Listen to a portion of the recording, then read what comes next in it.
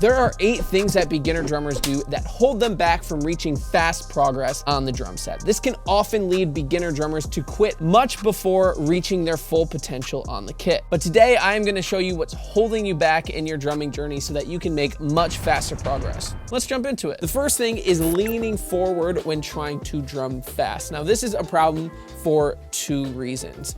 One, as you lean forward, you are restricting the movement of your legs, which is bad because if you want to play fast with your legs, you want to have as much mobility as possible. The second reason it's a problem is that this generally adds more tension to your whole body. Your back becomes more tense and you have less range of motion around the drum kit. Now you may be tempted to do the exact opposite, which is sit up as perfectly straight as possible, but this can be a problem because it can lead to unnatural movements and tension in your back. So it's important to find that nice, comfortable, relaxed state so that you can move around your drum kit as relaxed as possible. Let's see a quick example of how hard it is to play leaning forward with tension and how it feels much easier when you are nice and relaxed.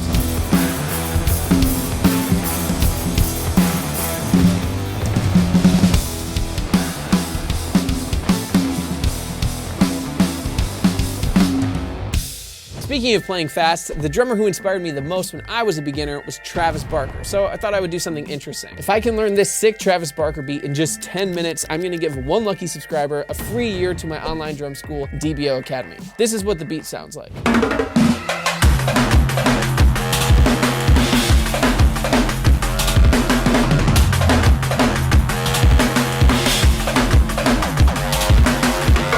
We'll check in on that in a bit, but for now, let's talk about the second thing that every beginner drummer does. The second thing every beginner drummer does is they speed up their beats way before they should. The problem here is when you learn a beat and you start to speed it up too early, your brain hasn't actually absorbed what the pattern is yet. So every time you speed up, it starts to sound sloppier and sloppier. Instead, try to set your goals around consistency rather than speed. The more consistent you can be with a beat, the easier it will be to speed up. A great way to execute this is to time yourself playing a drum beat and see how long it takes before you mess up. If you can play a drum beat for a minute without messing up at a certain tempo, well then it seems like you are pretty consistent and can probably start to speed it up from there. Speaking of timers, let's see how things are going with that Travis Barker beat. Okay, before we start the clock, I need to actually get my kit set up to Travis's. So give me a second to get settled and then we'll take it from there.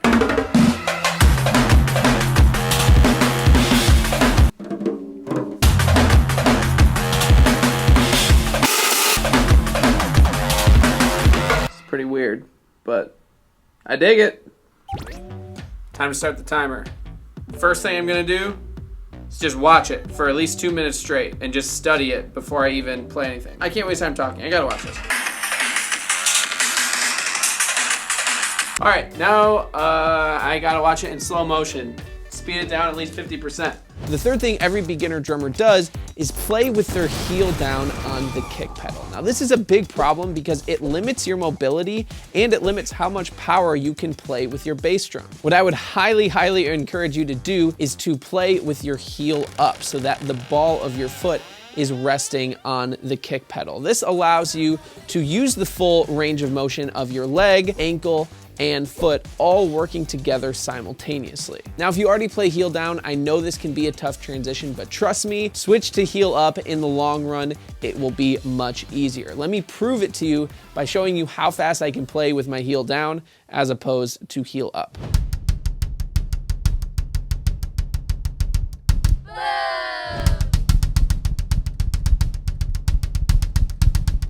Let me know in the comment section below what your fastest tempo is on the kick pedal using the heel up technique. The fourth thing holding beginner drummers back is discouragement. I notice a lot of beginners get really excited in that first 3 months and make a lot of progress, but once some of that progress slows down, they get discouraged and they quit, and then they come back months later and have to start all over again, making incredibly inconsistent progress.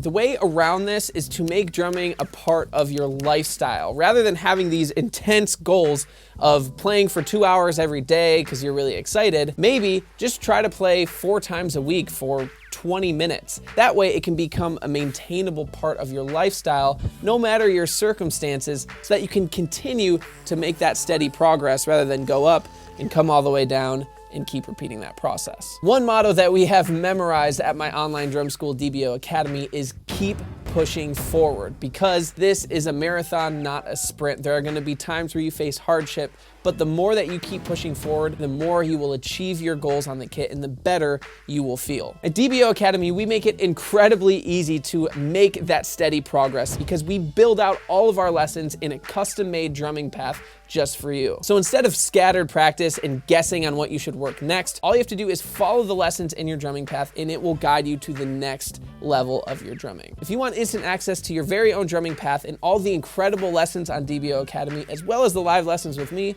go ahead and click right up here and you will get some incredible bonuses. But now, let's see how I'm doing on that Travis Barker beat.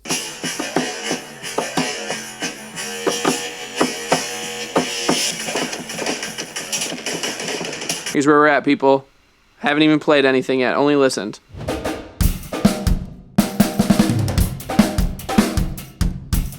Frick. 7 minutes!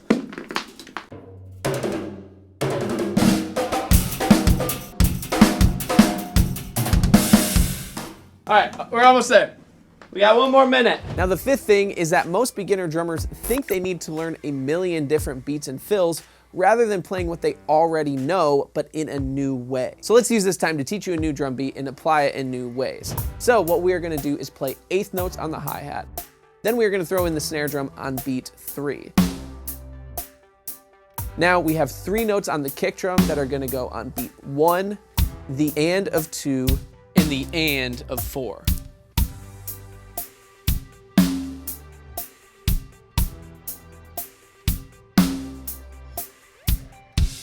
If we play that up to speed, it would sound like this.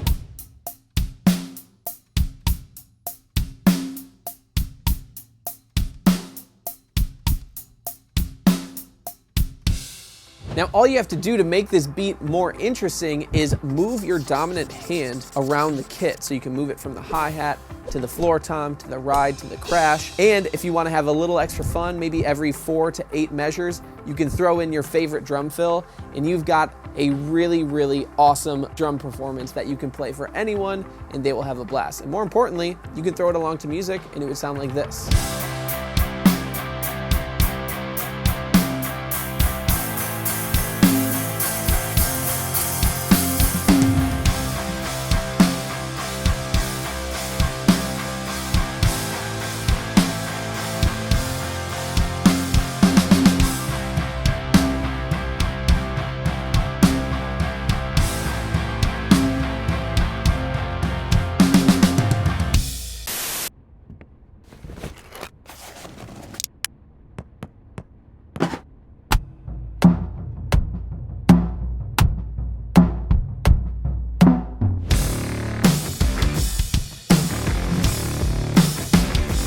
A lot of beginner drummers wait way too long to start jamming along to songs. I notice with other instruments like piano and guitar, beginners start playing songs right away, which makes things way more fun. But for some reason, with drummers, we start isolating beats and exercises and fills and really never get to actually playing the songs, which I think can make a lot of beginners have a lot less fun, which can ultimately lead them to quitting the drums altogether, and none of us want that. The 7th thing that I notice a lot of beginner drummers doing is playing way too quietly. Now this is a problem because if you know how to play a drum beat, but you play it too quietly, it sounds like you majorly lack confidence in your drumming. Now, even if you do, you clearly know how to play the beat, so play it like you mean it, and this will show more confidence in your drumming overall. Even just adding more punch to your kick and snare can make a big difference. Let me show you what this sounds like when we play it along to a song.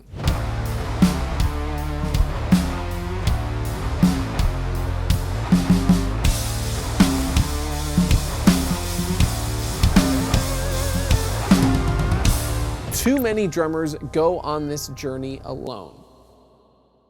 which can be incredibly isolating and lead to a lot less fun, which can lead to a lot less progress. Ever notice how guitar players always jam with each other? And skaters skate together? And business people business together? Ultimately, this leads to way more shared excitement and enjoyment in the overall craft. With drummers, so much of the time we spend time alone, and that's when things can get dark.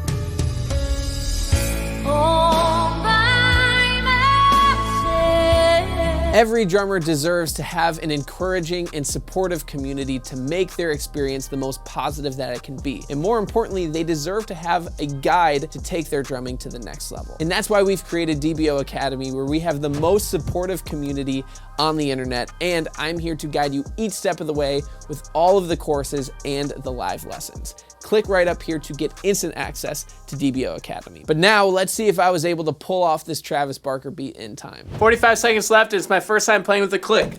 Ah!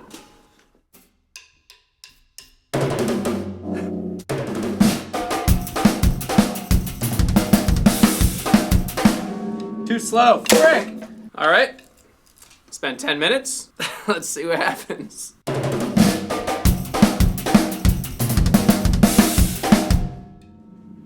I'm already off click.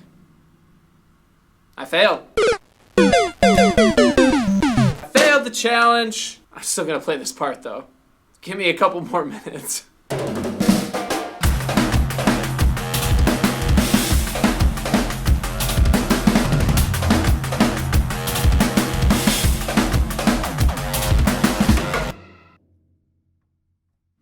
I think that was it. An easy 17 minutes. All right, well, I didn't quite make it, but I'm still giving this lucky subscriber a free year of DBO Academy. Now, if you want to learn some of the best drum exercises for beginners to take everything you learned here, I would highly recommend checking out this video right here. And if you want to join DBO Academy and take your drumming to the next level and get instant access to all the lessons we have there, click right up here. Stay true.